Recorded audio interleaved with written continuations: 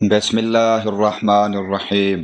عمران بن حسین رضی اللہ عنہ سے روایت ہے، وہ نبی کریم صلی اللہ علیہ وآلہ وسلم سے بیان کرتے تھے کہ حضرت صلی اللہ علیہ وآلہ وسلم نے فرمایا، تم میں سب سے بہتر میرا زمانہ ہے، اس کے بعد ان کا جو اس کے قریب ہوں گے، اس کے بعد وہ جو اس سے قریب ہوں گے۔ عمران نے بیان کیا کہ مجھے یاد نہیں، حضرت صلی اللہ علیہ وآلہ وسلم نے اپنے زمانے کے بعد 2 کا ذکر کیا تھا یا 3 کا۔ فرمایا کہ پھر ایک ایسی قوم آئے گی جو نظر مانے گی اور اسے پورا نہیں کرے گی، خیانت کرے گی اور ان پر اعتماد نہیں رہے گا۔ وہ گواہی دینے کے لیے تیار رہیں گے جبکہ ان سے گواہی کے لیے کہا بھی نہیں جائے گا، اور ان میں موٹاپا عام ہو جائے گا۔ صحیح بخاری حدیث نمبر 6695۔ اس حدیث میں صحابہ کرام رضی اللہ عنہم، تابعین اور تبع تابعین کی فضیلت بیان کی گئی ہے۔ بعد کے زمانوں میں اخلاقی کمزوریوں کے پھیلنے کی خبر دی گئی ہے، جیسے نظر مان کر پوری نہ کرنا، خیانت کرنا، امانت میں بے اعتمادی، بلا ضرورت گواہی دینے میں جلد بازی، اور دنیا کی آسائشوں میں حد سے زیادہ مشغول ہو جانا۔ حدیث ہمیں سکھاتی ہے کہ مسلمان کو وعدے اور نظر پوری کرنی چاہیے، امانت دار ہونا چاہیے اور اچھے اخلاق اختیار کرنے چاہیے۔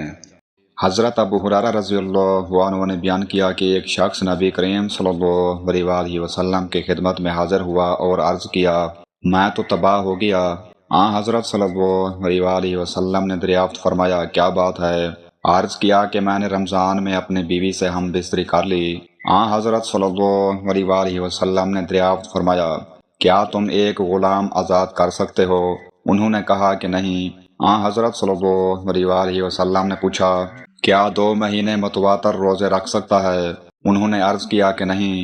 حضرت صلی اللہ علیہ وآلہ وسلم نے پوچھا، کیا 60 مسکینوں کو کھانا کھلا سکتا ہے؟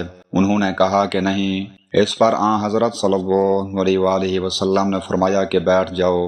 وہ صاحب بیٹھ گئے۔ پھر حضرت صلی اللہ علیہ وآلہ وسلم کے پاس ایک ٹوکرا لایا گیا جس میں کھجوریں تھیں۔ عرق ایک بڑا پیمانہ ہے۔ حضرت صلی اللہ علیہ وآلہ وسلم نے فرمایا کہ لے جا اور اسے پورا صدقہ کر دے۔ انہوں نے پوچھا، کیا اپنے سے زیادہ محتاج پر صدقہ کر دوں؟ اس پر حضرت صلی اللہ علیہ وآلہ وسلم ہنس دیے اور آپ کے سامنے کے دانت دکھائی دینے لگے، اور پھر آپ نے فرمایا کہ اپنے بچوں ہی کو کھلا دینا۔ صحیح بخاری حدیث نمبر 6709۔ رمضان کے روزے کی حرمت بہت عظیم ہے، اسے جان بوجھ کر توڑنا سنگین گناہ ہے۔ شریعت میں گناہ کے بعد توبہ اور کفارے کا راستہ موجود ہے۔